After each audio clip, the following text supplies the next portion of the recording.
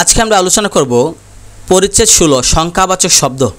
যেসব শব্দ দিয়ে সংখ্যা বোঝায় তাদেরকে বলা হয় সংখ্যাবাচক শব্দ বলে, যেমন 1, 2, 3 এগুলো আমরা বুঝি। আবার কিছু কিছু বর্ণ বা সংকেত দিয়েও এগুলোকে সংখ্যা প্রকাশ করা হয়। আমাদের শিখতে হবে সেটা হচ্ছে সংখ্যা দুই রকমের, একটা হচ্ছে ক্রমবাচক আর একটা হচ্ছে পূরণবাচক। ক্রমবাচক হলো 1, 2, 3, 4, আর পূরণবাচক হলো প্রথম, দ্বিতীয়, তৃতীয়, চতুর্থ, পঞ্চম। খেয়াল করে দেখবেন আপনার প্রত্যেকটা বইয়ে প্রথম অধ্যায়, দ্বিতীয় অধ্যায় যে লেখা আছে, যে অধ্যায়গুলো যে সূচিপত্রের মধ্যে, প্রত্যেকটা বইয়ের সূচিপত্রের মধ্যে দেখবেন লেখা আছে প্রথম অধ্যায়, দ্বিতীয় অধ্যায়, তৃতীয় অধ্যায়, চতুর্থ অধ্যায়, পঞ্চম অধ্যায়, ষষ্ঠ অধ্যায়। সেটাকে বলা হয় পূরণবাচক। আর 1, 2, 3, 4, 5, 6 যে আমরা বলি সেটা হচ্ছে ক্রমবাচক শব্দ। এটা এখানে বলছে যে ক্রমবাচক শব্দ কোনগুলো, যেগুলো আমরা বললাম যে 1, 2, 3, 4, 5 মানে নর্মালি যে সংখ্যাগুলো আছে কথায় লেখা বা সংখ্যা লেখা, সেগুলো হচ্ছে ক্রমবাচক সংখ্যাকে বলা হয়।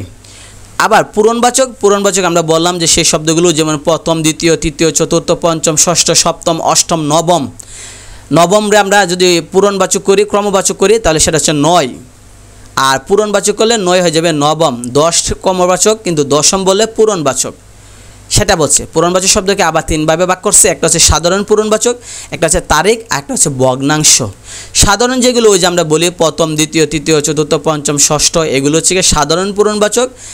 আর একটা দেয়া আছে আপনার তারিখ আমরা জানি যে পহেলা, দুসরা, তেসরা, চৌঠা, পাঁচই, ছয়ই, সাতই।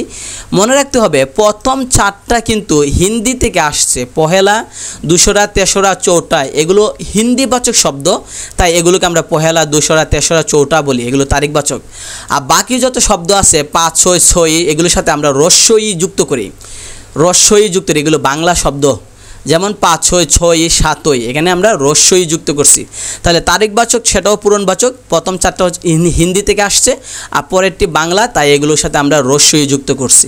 আর ভগ্নাংশ তো আমরা চিনি আধ, সাড়ে, পোয়া, সোয়া, দেড়, আড়াই, তেহাই, চৌথ, এগুলো হচ্ছে কি আপনার ভগ্নাংশ, বিভিন্ন পরীক্ষায় আসতে পারে।